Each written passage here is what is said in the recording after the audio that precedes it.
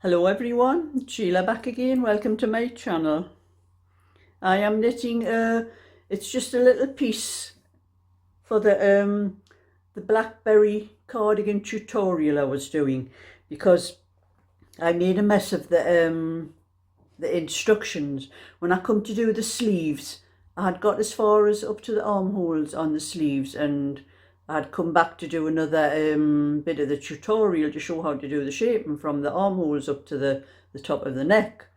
And for some reason, I must have made some mistake. I mustn't have pressed properly or double press, I don't know, but it never recorded it, so I don't have the instructions for the sleeve from the armholes up to the top of the neck, so I can't put the tutorial up until I finish that bit. I've put part of it up. I think I've got 2 parts up.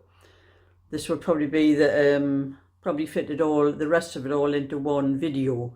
So I'm going to knit just the piece from the armholes up to the neck.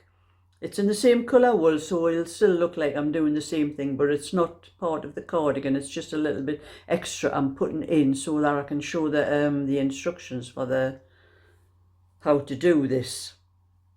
And I'm going to put this down because I have, you know, one of those Alexas. Yeah, I've been messing on with it and having a bit of fun with Alexa. She doesn't seem to be working when I'm seeing her name at the moment, but I'll try her anyway.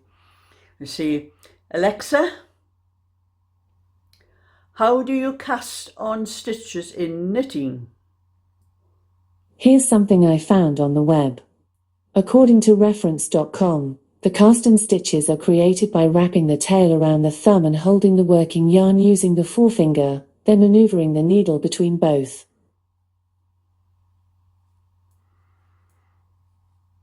And that's one part you can learn how to knit with Alexa. So, Alexa, how do you do the knit stitch? According to WikiHow, to practice the knit stitch, start by casting on as many stitches as you like. Then, take hold of the needle with the stitches in your non-dominant hand and the empty needle in your dominant hand. When you're ready to begin, push the tip of the empty needle into the back of the first loop so the 2 needles cross over. Next, wrap your working yarn around the needle before gently pulling the needle out of the first loop to pull the new yarn through. Finish by slipping the old stitch off the needle. To learn more details about this and other how-tos from WikiHow, say open WikiHow. And that was how Alexa tells you how to knit. Oh, she's just heard my voice there. So, Alexa, how do you do the purl stitch? According to an Alexa Answers contributor, start on the wrong side about a ½ inch below the top right-hand corner. Do 1 teeny tiny stitch to get your needle to the wrong side again. Push your needle up to the top edge, looping the excess thread anti-clockwise around your needle and pull it tight enough to stop stretch as you go. So that's how to cast on, how to knit, and how to purl. I'll ask something else. Alexa, how do you pass the slipped stitch over? From knittinghelp.com. To pass the slipped stitch over, use your left needle and put in front of the slipped stitch and pick it up and pull it over the already knit stitch. And I have tried to ask Alexa how to do moss stitch and Irish moss stitch, but I'm not sure whether... From thepioneerwoman.com. If you enjoy your mustard extra spicy, you can add cayenne pepper or horseradish. Don't know what you was talking about there, but I'll try her with the moss stitch again. Alexa, how do you do moss stitch? From kidsearch.com. Mustard is prepared by grinding the seeds of the mustard plant and mixing them with water or vinegar. I don't know what that is. I'll try Irish moss stitch. Must understand moss stitch, unless it's my accent. Alexa, how do you do Irish moss stitch in knitting? From stcloakchat.com. The technique of knitting Irish lace is performed using a hook, using 3 threads, different in thickness. No, she was talking about hook crochet. Didn't quite get that one right, did you, Alexa? Now, I did ask her how to cast off, but I couldn't make head nor tail of what she was saying. And then I realised something. I think this is an American thing, where the Americans don't say cast off, they say bind off. So I'm going to ask her how to bind off. So, Alexa, how do you bind off in knitting? I don't know that. Oh, she doesn't know that. I'll have to try and ask her another way. Alexa, how do you bind off knitting? Sorry, I'm not sure about that. I'm just not sure about that. I'm sure she's told me before. Alexa, how do you bind off? From placemarker.com. While usually binding off is done using the knit stitch, it can also be done in purl, or in a combination of knits and purls. Oh, that's it, because I was saying too many things, putting knitting at the end of it. Maybe I'll try the moss stitch one like that. Alexa, how do you moss stitch? Here's something I found on WikiHow. If you want to crochet a moss stitch, start by chaining an even number of stitches. For your first row, do a single crochet stitch into the 4th chain from your hook. Chain the next stitch, then skip the following stitch, and perform a single crochet stitch on the next chain. When starting your next row, chain 2 stitches, single crochet into the chain 1 space you created in the first row, and chain 1 on the next stitch.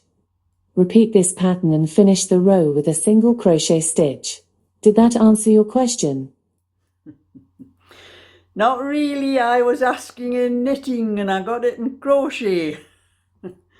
Thanks for your feedback. But never mind. So I did ask her about crochet as well. I'll see if I can remember exactly what I said to her. Alexa, how do you crochet a chain? According to WikiHow, to crochet a chain, start by draping the yarn over your finger, then pull the string towards you and wrap it round your finger so you have 2 loops. Next, push the second loop over the first to form an X shape before making another loop to finish the slip knot and removing it from your finger. To start crocheting, put the loop on the hook, pull the yarn up and over the hook, and pull the yarn through the slip knot loop to complete your first chain. Repeat this process until you have as many chain stitches as you need. To learn more details about this and other how-tos from WikiHow, say open WikiHow. We'll ask her another stitch if she knows how to do the double crochet. Alexa, how do you do double crochet? According to WikiHow, to do a double crochet, first yarn over your hook from back to front. Then, insert the hook into the stitch where you want to do the double crochet. Yarn over the hook again, then pull the yarn through the stitch. You should now have 3 loops of yarn on your hook. Yarn over a 3rd time and pull the yarn through the first 2 loops on the hook. Then, yarn over again and pull the new yarn through the last 2 loops on the hook. Once you complete the double crochet stitch, there should be 1 loop of yarn left on your hook. So there you are. It's amazing what you can learn from Alexa. But I'm finished with Alexa for now. I'm going to say a little thing about the cat that I was talking about in the video yesterday that I did. And well, I've had a comment on my video from a lady who thought we done the wrong thing, letting that cat, taking it to where we thought it belonged and letting it go and find its own way home. Well, I'm telling you everyone on this video, that cat was perfectly all right. It was not ill or injured. There was absolutely nothing wrong with it. it fell off the curb because I didn't tell you what I saw before my grandson went out to pick the cat up off the road. There was another cat. I caught my eye when my grandson did mention that he was watching this cat, but I had seen another cat just a few feet away from that one, and it looked like they had either been fighting or the cat that we brought into Cheryl's house had been run away from it, and I think it was running and it missed its footing on the curb, and that's how it fell off the curb. And I think it got a bit of a shock and ended up in the middle of the road, where it was sort of wondering what had happened to it when my grandson picked it up. And I think all you had to do was put it on the pavement on the other side of the road, and it probably would have just carried on its merry way where it was going in the first place. But he brought it into the house. And it was a very well looked after cat. It was well fed because it was quite fat. It was an old cat, but it was not injured. There was nothing absolutely wrong with it. It was perfect. It was just wandering around the house, and I think it was enjoying the attention it got in the house, and enjoying the fuss that was being made of it, because my grandson was sitting nursing it, and then my great grandson Frankie, he decided to pick it up and give it a nurse, and it was quite happy, for I was in the house for 2.5 hours, and it was wandering around, and it was quite happy, quite at home in the house, and it was getting fed. My granddaughter gave it a plate of chicken, or some of the chicken that was left over from the dinner, and her own cat Vincent was sitting on the chair looking out the window. I think he had seen the two cats outside first himself, because he was up at the window and had his paws on the window, but he settled down. But he was just lying asleep most of the time on the back of the chair, and he never even knew there was another cat in the house for about 2 hours. And then all of a sudden he must have really either woke up properly and seen it, and he was going to have a go at it, so I had to put him into the passage until they decided what they were doing with this cat. But I would never ever have left a cat or a dog if it was injured or in ill health to fend for itself. If I'd thought there was anything wrong with that cat, I would have taken it to a vet, and it would have been me that would have had to pay for it, because my granddaughter wouldn't have been able to. But anyway, this was just to let everybody know that that cat was perfectly all right. There was nothing wrong with it. And for that lady that made the comment about saying that, you know, if it had been a dog, that had been injured or ill, would you just left it there, you know, let it out and to go its own way, sort of? No, I wouldn't. If it had been injured, I wouldn't have done that. But I knew for certain there was nothing wrong. I just had to persuade my granddaughter and my grandson that there was nothing wrong with the cat. I could see there was nothing wrong with it. It was quite all right once it sort of come to its senses. I think it got a little bit of a shock when it fell off the curb, because it was quite old, was quite an old cat, and I think it was probably running away from another cat, so it didn't have to get into a fight with it. But that was just a little bit extra, just to let you know that that what we did was the right thing with that cat. It did actually find its own way home eventually. But I'm showing you what I've been doing today. I have got this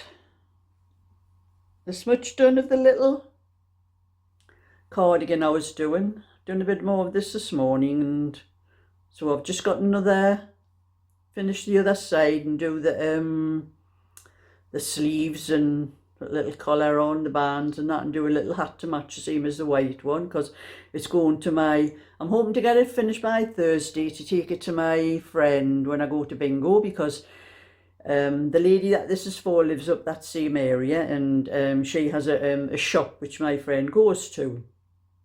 I know the lady as well, because we used to go to another bingo together, we all went together, and that's for her. So I'm hoping to get this finished for Thursday to take that there. And my coasters I was doing, I've got 3 done. That's 3 down, 7 more to go. And this is for another one of my friends that lives up in that same area. All my friends seem to live up that area, actually. So I'm hoping to get these done, to finish these for Thursday as well, because I'll call in on my friend on the way when I go to the bingo. I'll leave a little bit earlier and call in on my other friend to give her these. And I'll probably have to drag myself away from her house because I haven't seen her for quite some time. And she's a bit of an invalid, actually. She can't get about very well herself. So she'll have a lot of talking and that, and I'll have a bit of trouble getting away from her to get to my bingo. But anyway, that's killing two birds with one stone up in that same area. And now I'm going to do a little bit more and try and get this thing finished to finish that tutorial, because there's probably a lot of people waiting for some more of the instructions for it. So that's my little bit for today. So thumbs up and subscribe, and I'll catch you all another time. So bye for now.